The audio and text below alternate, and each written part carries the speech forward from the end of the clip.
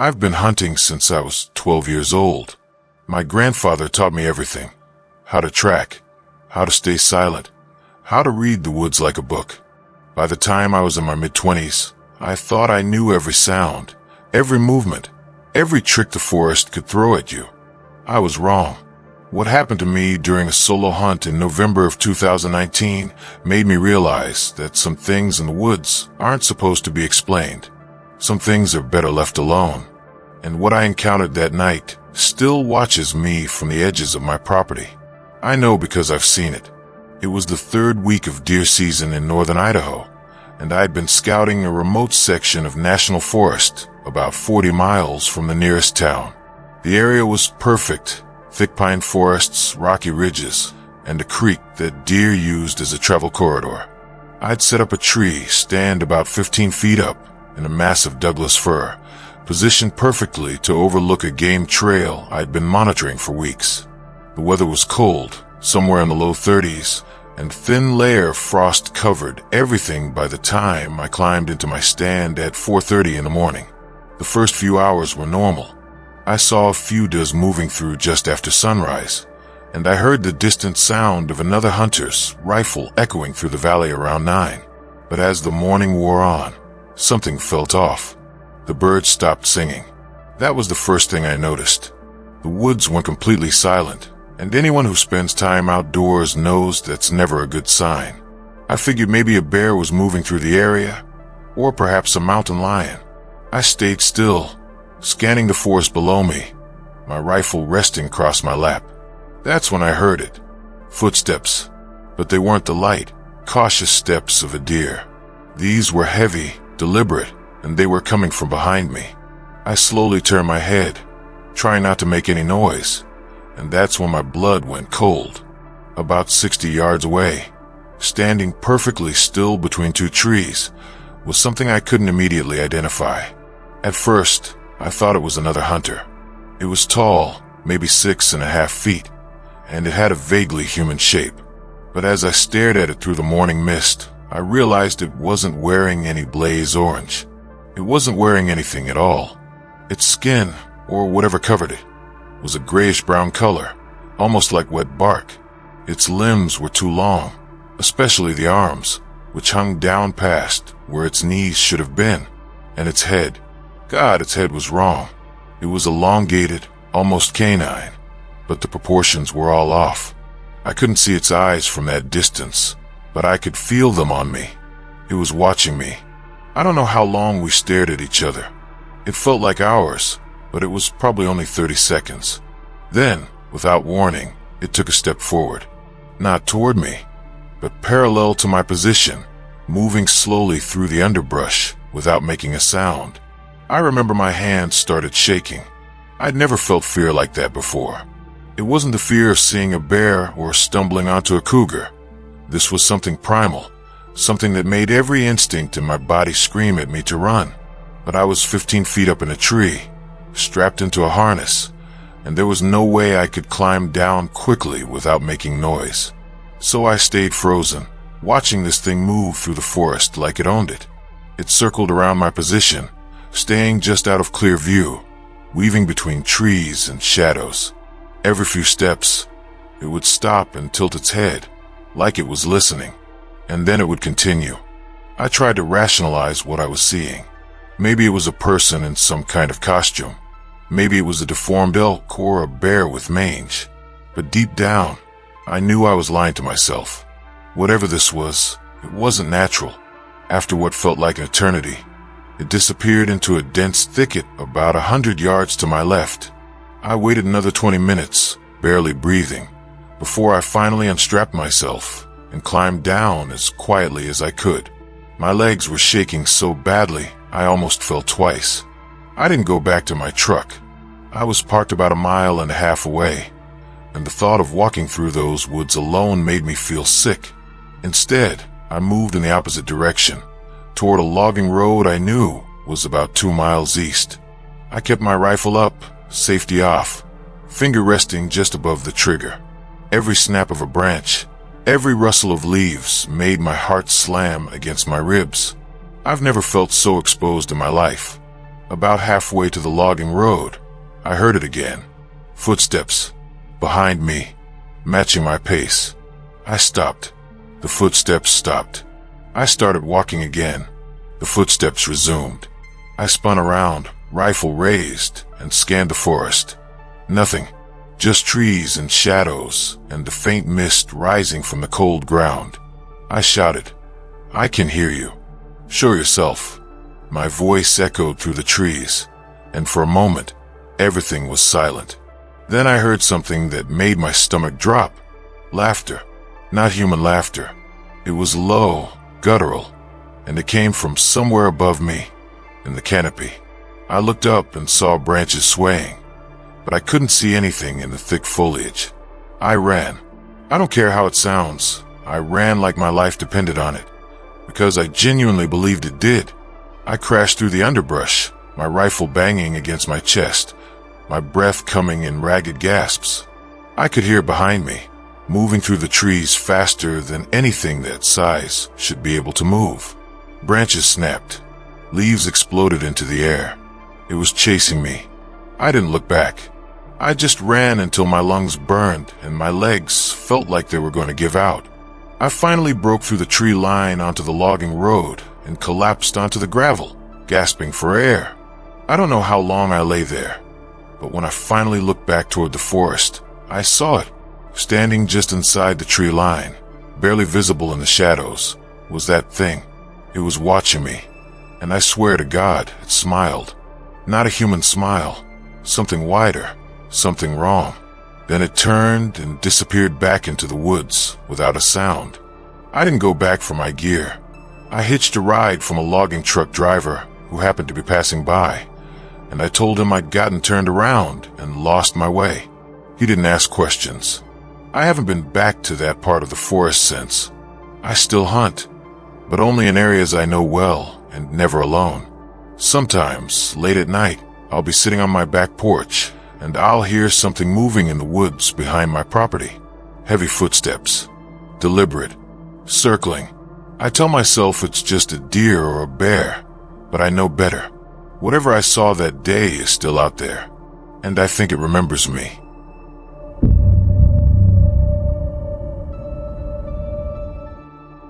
I'm not the kind of person who believes in ghost stories or monsters. I grew up in rural Montana, and I've spent most of my life outdoors. I know the difference between a coyote howl and a mountain lion scream. I know what a dying rabbit sounds like and how elk bugle during the rut. I thought I'd heard every sound the wilderness could make. Then I went on a hunting trip with my two buddies, Jake and Connor, in October of 2021. And I learned there are sounds in this world that shouldn't exist. Sounds that don't come from animals. What happened to us in those mountains changed all three of us.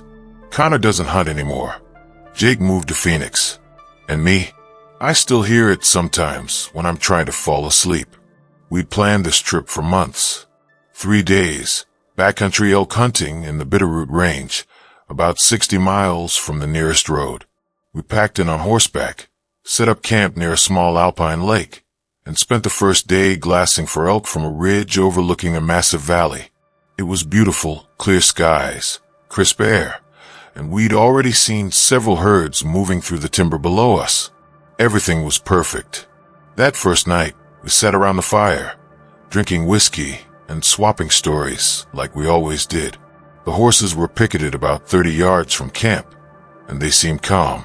We turned in around 11, exhausted from the hike and the altitude. I woke up sometime around 2 in the morning to the sound of the horses screaming. Not whinnying or nickering, screaming. It's a sound I'd only heard once before, when a horse broke its leg falling down a ravine. It's a sound of pure terror. I scrambled out of my tent and saw Jake and Connor doing the same. We grabbed our headlamps and rifles and ran toward where we tied the horses. All three of them were rearing and pulling against their ropes, eyes rolling back in their heads, foam dripping from their mouths. I'd never seen horses that panicked before. What the hell spooked them? Connor shouted over the noise. We scanned the area with our lights, looking for a bear or a mountain lion, but we didn't see anything. The horses eventually calmed down enough that we could approach them, but they were still trembling, their ears pinned back, staring into the darkness beyond our camp. Jake walked about 20 yards into the trees, sweeping his light back and forth. "I don't see anything," he called back. We checked the horses for injuries, found nothing, and decided maybe they just had a bad dream or smelled something that set them off.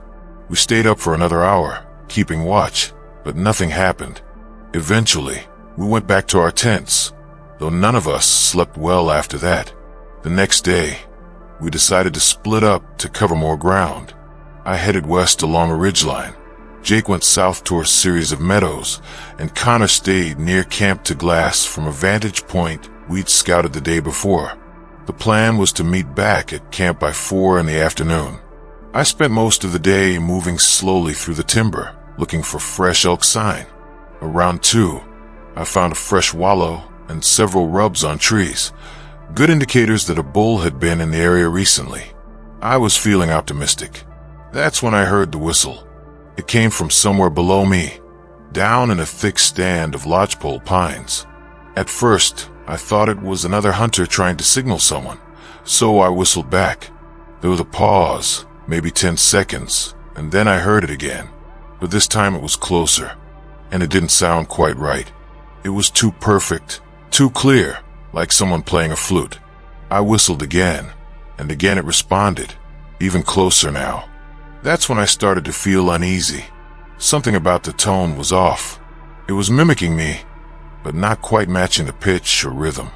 I decided to move away from the sound, heading back up toward the ridge. But as I climbed, the whistling followed me. It stayed just out of sight, somewhere in the trees below, but it was definitely tracking me. I'd stop and it would stop. I'd move and it would move. After about 20 minutes of this, I was genuinely freaked out. I radioed Jake and Connor. "You guys hear any whistling?" Static. Then Jake's voice crackled through. "Negative. Where are you?" I gave him my position. "I'm heading back to camp," I said. "Something's not right out here." I made it back to camp about an hour later. Connor was already there, looking pale. "Did you hear it?" he asked immediately. "Hear what?" "The whistling." My blood went cold. Connor explained that he'd heard the same thing I had, but from a completely different direction. He'd been glassing from a ridge about 2 miles north of my position when he heard a whistle coming from the valley below him. He'd ignored it at first, thinking it was wind or maybe a bird, but then it started moving toward him. "It followed me for almost half a mile," he said, "and then it just stopped, right when I got within sight of camp." Jake returned around sunset, and we told him what had happened. He hadn't heard anything, but he believed us. That night, we kept the fire burning high and took turns on watch. Around midnight, it started again, the whistling, but this time, it was coming from all around us. It would sound from the north, then the east, then the south, circling our camp in a wide perimeter. We stood back to back, rifles ready, lights sweeping the darkness. And then we heard something else. Footsteps, multiple sets of them, moving through the underbrush just beyond the edge of our firelight. "Who's out there?" Jake shouted. No response. Just more footsteps and that goddamn whistling. Then suddenly it stopped. Complete silence. Even the wind seemed to die. We stood there for what felt like hours, waiting for something to happen. Nothing did. But the horses were going insane again, pulling so hard against their ropes that we thought they were going to break free. At first light, we packed up as fast as we could and rode out of there. We didn't say much on the way back. What was there to say? When we got back to the trailhead, we ran into a forest ranger. We told him what had happened, half expecting him to laugh at us. He didn't. Instead, his expression went dark. "You kept near Alpine Lake?" he asked. We nodded. He sighed and looked away. "You're not the first ones to report that. We've had 3 separate groups come out of there in the last 2 years, with similar stories. Whistling, footsteps, horses going crazy. One group said they saw figures moving through the trees at night, but when they shined their lights on them, there was nothing there." He paused. We don't know what it is. Could be someone messing with campers. Could be something else. But we've stopped recommending that area for overnight trips. I wish I could say that was the end of it, but it wasn't. About a month after we got back, I started hearing the whistling again. Not in the mountains, at home. I live on 10 acres outside of Missoula, and my house backs up to a stretch of national forest. I'd be outside chopping wood or fixing something in the shed, and I'd hear it coming from the trees. Always the same tone, always just out of sight. I've tried to record it, but it never shows up on my phone. Just static. Connor says he hears it too, back in Oregon where he lives now. He won't talk about it much, but I know it's affecting him. Jake refuses to even discuss what happened. He says he's moved on, but I don't believe him. I don't know what we encountered in those mountains. Part of me hopes it was just some sick person playing games with campers. But deep down, I know that's not what it was. Whatever was out there, it was intelligent. It was organized. And it wanted us to know it was there. I haven't been back to that part of the Bitterroots, and I don't plan to. Some places aren't meant for people, and whatever lives they're made that very clear.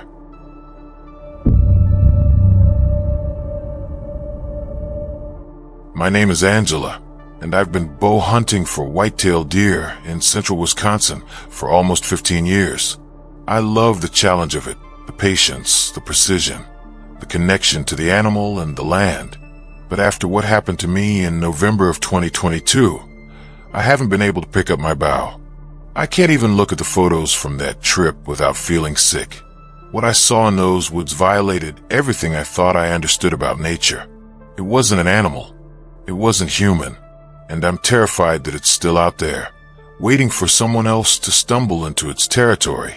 I'd been hunting a private property about 20 minutes from my house, a friend's family farm, about 250 acres of mixed hardwoods and agricultural fields. I'd been seeing a big 8-point buck on trail cameras for weeks, and I was determined to get him. On the morning of November 10th, I headed out to a ground blind I'd set up along the edge of a cornfield. It was a cold morning, probably in the mid-20s, and the forecast called for snow later in the day. I got settled into the blind around 5:45. Just as the sky was starting to lighten, everything felt normal, quiet, peaceful. Around 7, I saw movement at the far end of the field. A doe stepped out, followed by 2 fawns. They fed for a while, completely relaxed, and I was hoping the buck might follow. But then, all 3 of them suddenly froze. Their heads snapped up in unison, ears forward, staring at something in the woods to my left. And then they bolted. Not a casual trot. They ran like something was chasing them, crashing through the underbrush and disappearing into the thick timber on the far side of the field. I'd seen deer spook before, but this was different. This was panic. I scanned the tree line where they'd been looking, trying to see what had frightened them. At first, I didn't see anything. Then, slowly, I realized there was something standing in the shadows about 40 yards away. It was partially obscured by a large oak tree, but I could make out a vague shape. Tall, bipedal. My first thought was that it was another hunter, even though I knew I was the only person with permission to hunt this property. "Hey," I called out. "You're on private land." No response. The figure didn't move. I felt a spike of annoyance. Trespassers weren't uncommon, but this person was being weirdly rude. I stood up and waved my arms. I said, "You're trespassing. You need to leave." Still nothing. That's when it stepped out from behind the tree, and I realized with a jolt of horror that it wasn't a person. It was too tall, at least 7 feet, and its proportions were all wrong. Its torso was elongated, and its arms were incredibly long, hanging down almost to its knees. Its legs were thin and digitigrade, like a deer's, and it moved in this slow, deliberate way that made my skin crawl. But the worst part was its head. It had antlers, massive, branching antlers like a white-tailed buck, but they were growing out of a head that was far too humanoid. I could see its face, even from that distance. It had eyes, and it was looking directly at me. I felt my knees go weak. I'd heard stories, Native American legends about deer people and wendigos and skinwalkers, but I'd always dismissed them as folklore. Now I was staring at something that shouldn't exist, and every rational part of my brain was screaming that this wasn't possible. But it was there. It was real. And it was watching me. I don't know how long we stared at each other. My hand was shaking so badly I could barely hold my bow. Finally it moved. It took a step toward me, and then another, closing the distance between us with these long, loping strides. I didn't think. I just ran. I exploded out of the blind and sprinted toward the farm road where I'd parked my truck, about a quarter mile away. I could hear it behind me, crashing through the underbrush, and it was fast. Faster than anything that size should be able to move. I've run from aggressive bucks during the rut before, but this was different. This thing was hunting me. I could feel it. My lungs were burning and my legs felt like jelly. But I didn't stop. I didn't look back. I just ran. I burst out of the tree line onto the farm road and saw my truck parked about 50 yards away. I fumbled for my keys, my hands shaking so badly I almost dropped them. I heard a branch snap behind me, close, and I screamed. I don't even remember unlocking the truck or getting inside. My body was on pure autopilot. I slammed the door, started the engine, and floored it, gravel spraying everywhere. As I sped down the road, I finally allowed myself to look in the rearview mirror. It was standing at the edge of the tree line, watching me leave. And then, as I watched, it turned and disappeared back into the woods. I called my friend, the property owner, as soon as I got cell service. I tried to explain what I'd seen, but I could hear the skepticism in his voice. He said he'd check the property later that day and call me back. He did, around 5 that evening. "I found your blind," he said, "and Angela, you need to see this." I met him at the farm the next morning. He led me back to where I'd set up, and my stomach dropped. The blind had been destroyed. Not torn down by wind or knocked over by an animal, destroyed. The fabric was shredded. The frame was bent and twisted, and the ground around it was covered in tracks. They weren't deer tracks. They weren't human tracks. They were something in between, elongated and clawed, pressed deep into the mud. My friend didn't say anything for a long time. Finally, he looked at me and said, "I believe you." He told me his grandfather used to tell stories about something that lived in these woods, something the old Ojibwe tribes warned people about, a creature that was neither animal nor man, something that lived in the liminal spaces between the two. His grandfather called it the deer that walks like a man. He said it only appeared during hunting season, and if you saw it, you were supposed to leave immediately and never come back. I thought they were just stories, my friend said quietly. I guess they weren't. I haven't been back to that property. My friend doesn't hunt there anymore either. He says he doesn't feel safe. Sometimes, late at night, I'll be lying in bed and I'll hear something outside my window. Footsteps, slow and deliberate, circling the house. I tell myself it's just a deer passing through my yard, but I know better. I know what I saw, and I know that somewhere out there, in the woods I used to love, something is waiting, something that remembers me.